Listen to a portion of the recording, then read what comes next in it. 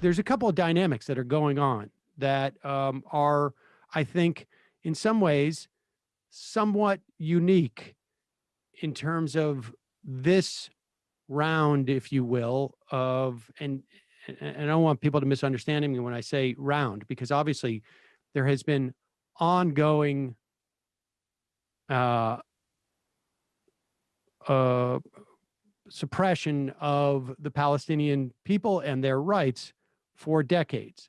But there are moments where at least in the context of the United States, it becomes a news item. It is pegged on some events, a new round of violence, extreme violence, and this is one of them. And what is unique about this um, a moment are two things, it seems to me. One is what is happening within Israel proper. There are many people, commentators in Israel, and of course we're not there, so it's hard to assess. But certainly from this distance, it looks different. There is what some people argue is like what could be like a burgeoning civil war within Israel. The Israeli Arab population is somewhere around 20 some odd percent, and for the most part, um, Israeli Arabs and Israeli Jews have lived together there's been a peaceful coexistence within the country. I'm sure there are incidences, but within the country is key, because that 20%, like the 700K odd Palestinian Arabs, that's distinct for our viewers from the occupied Palestinians. Yes, we're not talking about the occupied territories. I'm talking about actual folks who presumably have Israeli citizenship and the rights are afforded to them in that regard. They're Israeli citizens, and they're living within Israel as opposed to the occupied territories. And there have been reports all throughout the country of acts of violence between Arab Israelis and Jewish Israelis.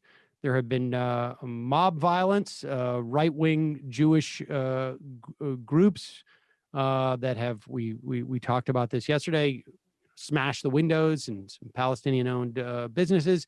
It has gone, both directions in terms of the violence, but there is which is not to say that they're equal. I'm not equating them. I'm just simply saying there is growing violence there, and there is, some commentators are saying, like, this is how you get to a civil war.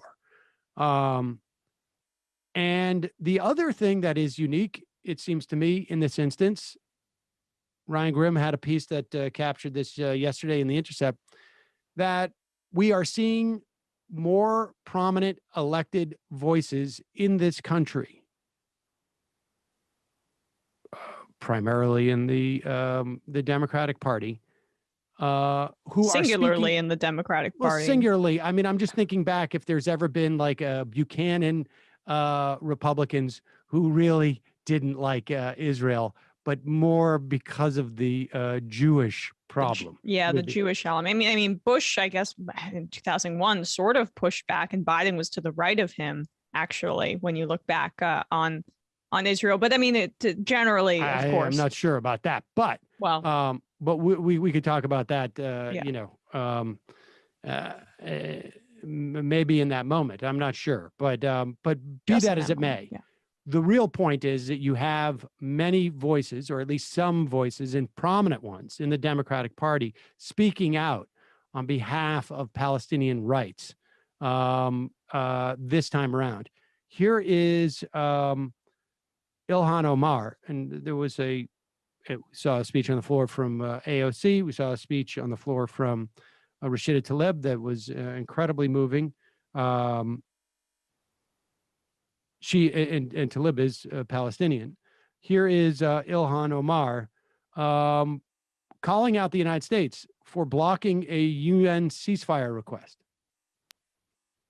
Defending Israel's airstrikes against civilians under the guise of self-defense. without even a mention of the children getting killed, much less what happened at Al-Aqsa or in Shirjara. When the 15-member United Nations Security Council proposed a resolution this week calling on the Israeli government to cease settlement activities, demolition and eviction, and urging general restraint, the United States reportedly blocked it from happening. We are currently blocking the United Nations Security Council from calling on ceasefire. And to this day, we as members of Congress have not had yet a hearing or a briefing on this conflict, or gotten answers on whether our weaponry or money is being used to commit human rights abuses. So I must ask, when we defend Israeli citizens' right to peace and security, how can we at the same time ignore the 5 million Palestinians living under occupation? When we say that Israel has the right to self-defense, how can we ignore the home demolitions, settlement violence, and forced annexation of Palestinian land that is happening? And how can we say they themselves do not have the right to defend themselves? How can we pay lip service to a Palestinian state yet do absolutely nothing to make that state a reality while the Israeli government we fund tries to make it impossible? I will end with this. Today is Eid, the final day of Ramadan, one of the joyous days in the Muslim calendar. And while I would rather be spending it with my family, I know there are families who are mourning the death of their children because of this. And I owe it to them to speak out on their behalf. So I am here today to stand for our common humanity, to say that every child deserves a life free of violence and oppression. Every child deserves advocates for their humanity. I mean, it's this is a change that exists, and it is a hopefully a trend. But what the administration is doing, we'll talk more about with this Daniel Levy. What the administration is doing by holding off on any calls for a ceasefire or any conversations at the UN is essentially, I mean, let's be very clear on this. It is to give the Israelis time to do as much damage as possible. That is it. There is no other explanation for this whatsoever. And they know, and you can see it as this develops, they know that every day goes by, the ledger of Palestinians killed goes up at a much, much faster rate than any casualties that Israel will suffer or any type of physical damage, right? I mean, they're going in to take out any progress that has happened in Gaza in any infrastructure, whether it's energy or food or whatever it is. That's what the agenda of the Israelis is. It is to punish the Palestinian civilian population. It is to discipline them as well.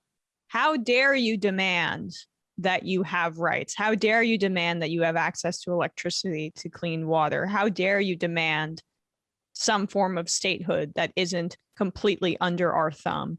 How dare you retaliate when we, on 2 consecutive days, storm one of the holiest places when you're worshiping for a holiday, the Alaska Mosque? How dare you have a response to that? No, no, no. You are supposed to be our subjects and nothing more. And that's exactly the response, and the United States is abetting it. They are blocking the United Nations, as of yesterday, their call for a ceasefire to give Israel more time to kill more children, more civilians. Yesterday was the bloodiest day. Now the death total is over 100. It varies, but at least 27 children have been killed. And just to remark on Ilhan Omar, Rashida Tlaib, I doubt we'll get to it right now, but I would encourage everyone to watch her full speech. She cried. Her and Ilhan Omar are two of the most remarkable people in Congress, specifically on this issue right now, based on the fact that they were both the two first Muslim women to be in Congress, and they have that lived experience. Rashida Tlaib is Palestinian. Ilhan Omar obviously is a refugee. So just treasure the fact that these two people are able to be given voices in government, however marginalized they are by the media and by the rest of their colleagues. All right, we got to take a quick break. We'll be right back. When we come back, we'll be talking to Daniel Levy, president of the U.S. Middle East Project.